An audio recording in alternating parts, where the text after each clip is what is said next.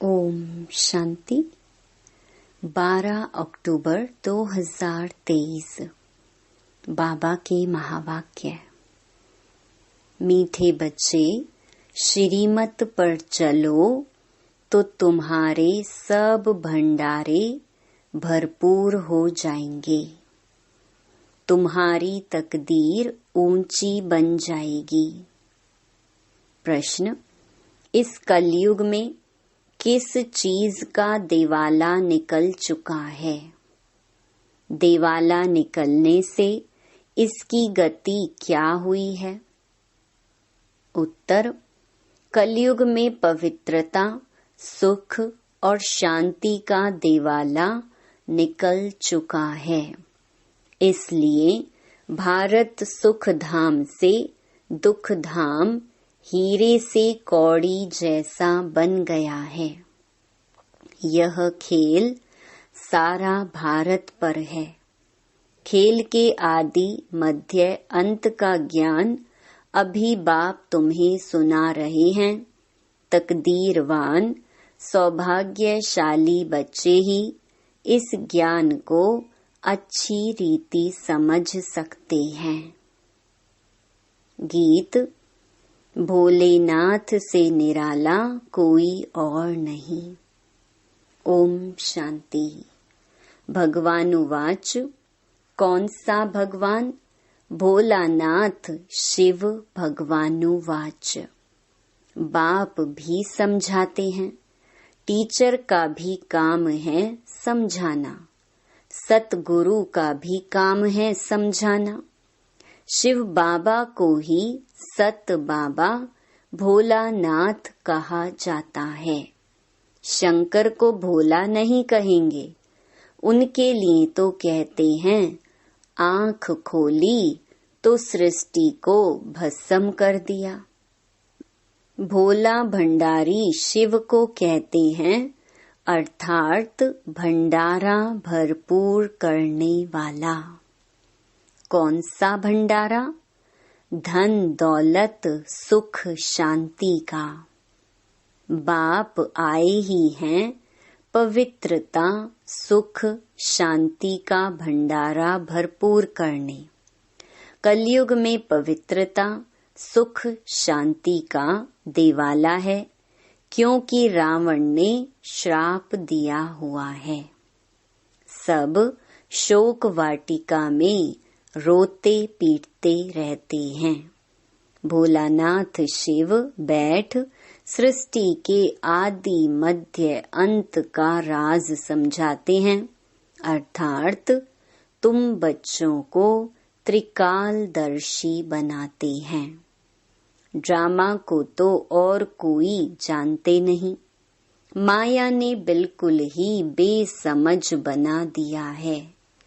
भारत का ही यह हार जीत दुख सुख का नाटक है। भारत हीरे जैसा सॉल्वेंट था, अब कौड़ी जैसा इनसॉल्वेंट है। भारत सुख धाम था, अब दुख धाम है। भारत हेवन था, अब हेल है। हेल से फिर हेवन कैसे बनता है?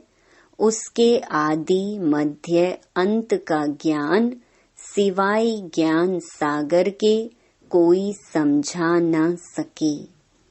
यह भी बुद्धि में निश्चय होना चाहिए। निश्चय उनको होता है जिनकी तकदीर खुलनी होती है, जो सौभाग्यशाली बनने वाले हैं। दुर्भाग्यशाली तो सब हैं ही।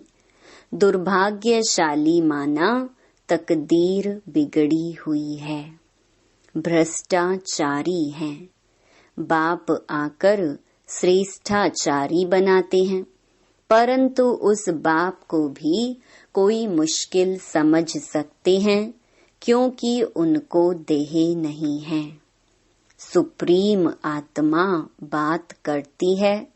पावन आत्माएं होती ही हैं सतयुग में। कलयुग में सब पतित हैं। अनेक मनोकामनाएं लेकर जगदम्बा के पास जाते हैं। जानते कुछ भी नहीं, फिर भी बाप कहते हैं जो जो जिस जिस भावना से पूजा करते हैं तो मैं उनको अल्पकाल क्षण भंगुर लिए फल दे देता हूँ। जड़ मूर्ति कभी उसका फल नहीं दे सकती। फल देने वाला, अल्पकाल सुख देने वाला मैं ही हूँ और बेहद के सुख का दाता भी मैं ही हूँ। मैं दुख दाता नहीं हूँ, मैं तो दुख हरता सुख करता हूँ। तुम आए हो सुख धाम से स्वर्ग का वर्षा पाने, इसमें परहेज बहुत है। बाप समझाते हैं आदि में है सुख, फिर मध्य में भक्ति मार्ग शुरू होता है तो सुख पूरा हो दुख शुरू होता है। फिर देवी देवता वाम मार्ग विकारी मार्ग में गिर पड़ते हैं, जहाँ से ही फिर भक्ति शुरू होती है। तो आदि में सुख, मध्य में दुख शुरू होता है, अंत में तो महान दुख है। बाप कहते हैं अब सर्व का शांति सुख दाता मैं हूँ। तुमको सुख धाम में चलने लिए तैयार कर रहा हूँ। बाकी सब हिसाब किताब चुकतो कर शांति धाम में चले जाएंगे। सजाएं तो बहुत खाएंगे। ट्राइब्यूनल बैठती है, बाबा ने समझाया है। काशी में भी बलि चढ़ते थे। काशी कलवट कहते हैं ना। अब काशी में है शिव का मंदिर। वहाँ भक्ति मार्ग में शिव बाबा की याद में रहते हैं। कहते हैं बस अब आपके पास आऊं। बहुत रो रो कर शिव पर बलि चढ़ते हैं तो अल्पकाल क्षण भंगुर थोड़ा फल मिल जाता है। यहाँ तुम बलि चढ़ते हो अर्थात जीते जी शिव बाबा का बनते हो 21 जन्म का वर्षा पाने के लिए। जीव घात की बात नहीं, जीते जी बाबा मैं आपका हूँ। वह तो शिव पर बलि चढ़ते हैं, मर जाते हैं, समझते हैं हम शिव बाबा का बन जाऊंगा, परंतु बनते नहीं हैं। यहाँ तो जीते जी बाप का बने, गोद में आए, फिर बाप की मत पर चलना पड़े, तब ही श्रेष्ठ देवता बन सकते हैं। तुम अब बन रहे हो। कल्प कल्प तुम यह पुरुषार्थ करते आए हो, यह कोई नई बात नहीं। दुनिया पुरानी होती है, फिर जरूर नई चाहिए ना। भारत नया सुख धाम था, अब पुराना दुख धाम है। मनुष्य इतने पत्थर बुद्धि हैं जो यह नहीं समझते कि सृष्टि एक ही है। वह सिर्फ नई और पुरानी होती है। माया ने बुद्धि को ताला लगाए बिल्कुल ही तुच्छ बुद्धि बना दिया है। इसलिए ऑक्यूपेशन जानने बिगर ही देवताओं की पूजा करते रहते हैं। इसको ब्लाइंड फेथ कहा जाता है। देवियों की पूजा में करोड़ों रुपया खर्च करते हैं। उनकी पूजा कर खिला पिलाकर फिर समुद्र में डुबो देते हैं, तो यह गुड़ियों की पूजा हुई ना। इससे क्या फायदा? कितना धूमधाम से मनाते हैं, खर्चा करते हैं, हफ्ता बाद जैसे शमशान में दफन करते हैं, वैसे यह फिर सागर में डुबो देते हैं। भगवान उवाच यह आसुरी संप्रदाय का राज्य है, मैं तुमको दैवी संप्रदाय बनाता हूँ। कोई को निश्चय बैठना बड़ा कठिन है, क्योंकि साकार में नहीं देखते। आगा खां साकार में था तो उनके कितने फॉलोअर्स थे, उनको सोने हीरो में वजन करते थे। इतनी महिमा कोई बादशाह की भी नहीं होती। तो बाप समझाते हैं इसको अंधश्रद्धा कहा जाता है, क्योंकि स्थायी सुख तो नहीं है ना। बहुत गंदे भी होते हैं, बड़े बड़े आदमियों से बड़े पाप होते हैं। बाप कहते हैं मैं गरीब निवाज हूँ, गरीबों से इतने पाप नहीं होंगे। इस समय सब पाप आत्माएं हैं। अभी तुमको बेहद का बाप मिला है, फिर भी घड़ी घड़ी उनको भूल जाते हो। अरे तुम आत्मा हो ना, आत्मा को भी कभी कोई ने देखा नहीं है। समझते हैं स्टार मिसल भ्रकुटी के बीच रहती है। जब आत्मा निकल जाती है तो शरीर खलास हो जाता है। आत्मा स्टार मिसल है, तो जरूर मुझ आत्मा का बाप भी हमारे जैसा होगा, परंतु वह सुख का सागर, शांति का सागर है। निराकार वर्षा कैसे देंगे? जरूर भ्रकुटी के बीच आकर बैठेंगे।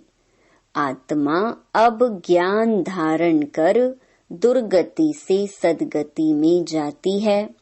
अब जो करेगा सो पाएगा। बाप को याद नहीं करते तो वर्षा भी नहीं पाएंगे। कोई को आप समान वर्षा पाने लायक नहीं बनाते हैं तो समझते हैं पाई पैसे का पद पा लेंगे। श्रेष्ठाचारी और भ्रष्टाचारी किसको कहा जाता है? यह बाप बैठ समझाते हैं। भारत में ही श्रेष्ठाचारी देवताएं होकर गए हैं, गाते भी हैं हेवनली गॉड फादर, परंतु जानते नहीं हैं कि हेवनली गॉड फादर कब आकर सृष्टि को हेवन बनाते हैं। तुम जानते हो सिर्फ पूरा पुरुषार्थ नहीं करते हो, वह भी ड्रामा अनुसार होना है, जितना जिसकी तकदीर में है। बाबा से अगर कोई पूछे तो बाबा झट बता सकते हैं कि इस चलन में अगर तुम्हारा शरीर छूट जाए तो यह पद पाएंगे, परंतु पूछने की भी हिम्मत कोई नहीं रखते हैं। जो अच्छा पुरुषार्थ करते हैं वह समझ सकते हैं हम कितने अंधों की लाठी बनते हैं। बाप भी समझ जाते हैं यह अच्छा पद पाएंगे। यह बच्चा कुछ भी सर्विस नहीं करता तो वहाँ भी दास दासी जाकर बनेंगे। झाड़ू आदि लगाने वाले, श्री कृष्ण की पालना करने वाले, महारानी का श्रृंगार करने वाले दास दासियां भी होते हैं ना। वह हैं पावन राजाएं, यह हैं पतित राजाएं। तो पतित राजाएं पावन राजाओं के मंदिर बनाकर उन्हों की पूजा करते हैं, जानते कुछ भी नहीं। बिरला मंदिर कितना बड़ा है, कितने लक्ष्मी नारायण के मंदिर बनाते हैं, परंतु जानते नहीं कि लक्ष्मी नारायण कौन है। फिर उनको कितना फायदा मिलेगा? अल्पकाल का सुख। जगत अम्बा के पास जाते हैं, यह थोड़े ही जानते कि यह जगत अम्बा ही लक्ष्मी बनती है।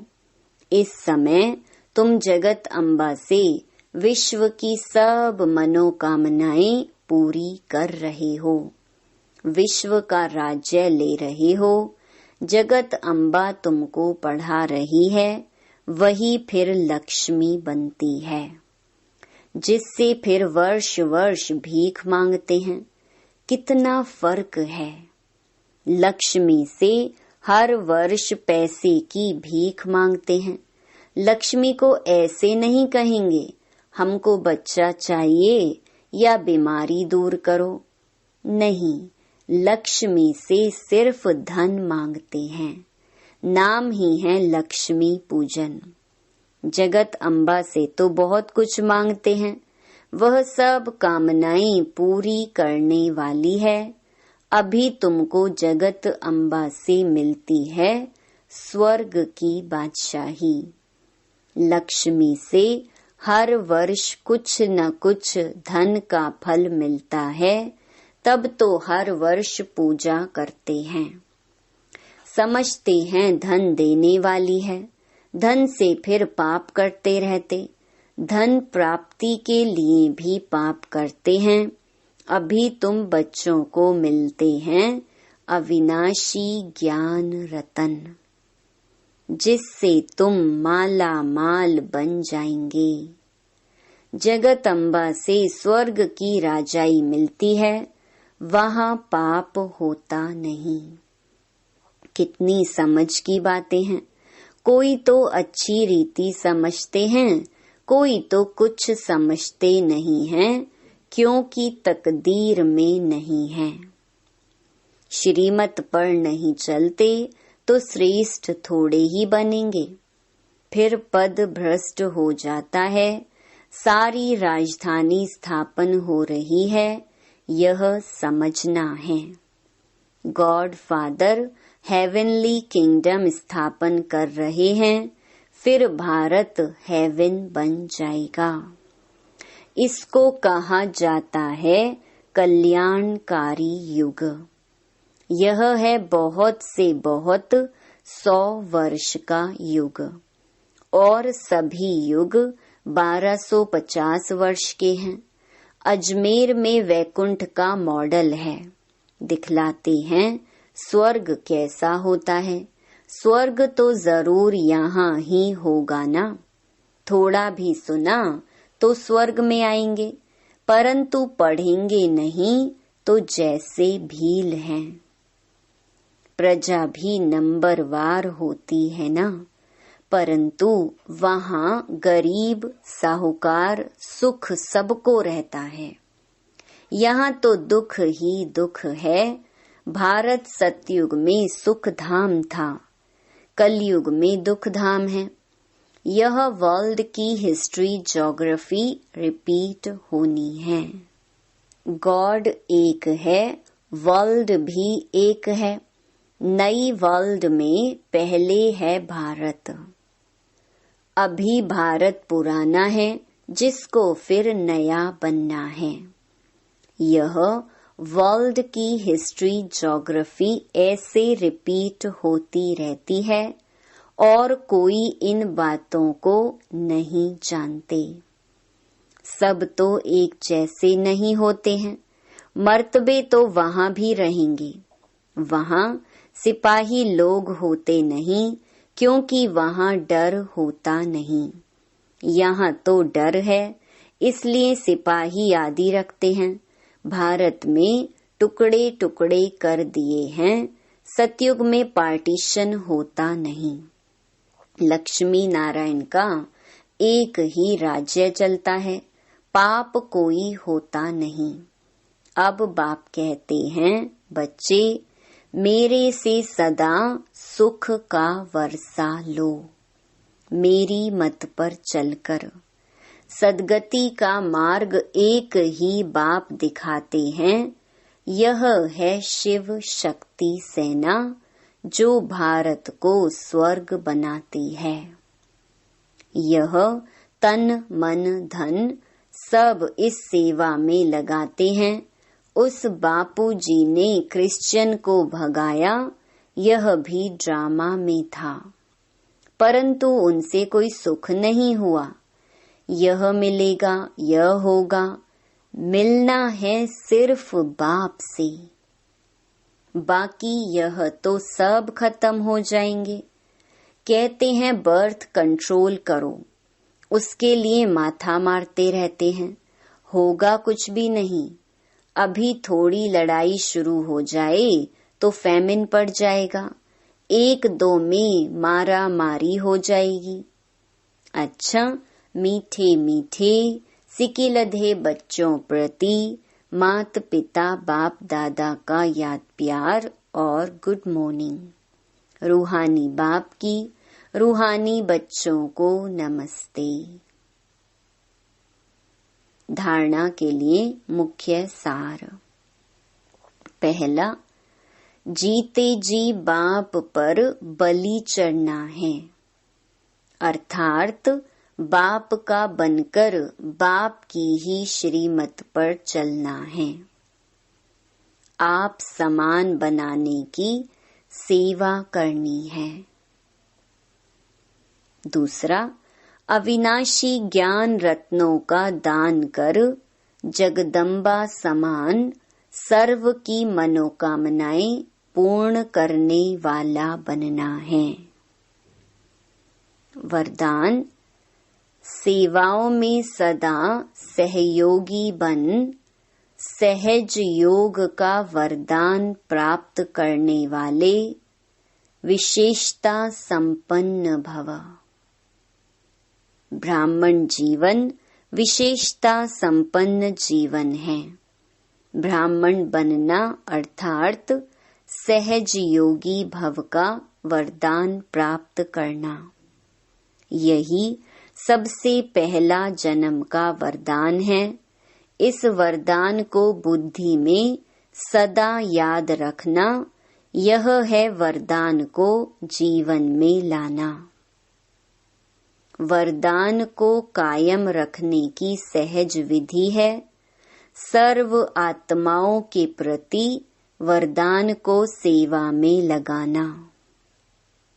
सेवा में सहयोगी बनना ही सहज योगी बनना है, तो इस वरदान को स्मृति में रख विशेषता संपन्न बनो। स्लोगन, अपने मस्तक की मणि द्वारा स्वयं का स्वरूप और श्रेष्ठ मंजिल का साक्षात्कार कराना ही लाइट हाउस बनना है। ओम शांति।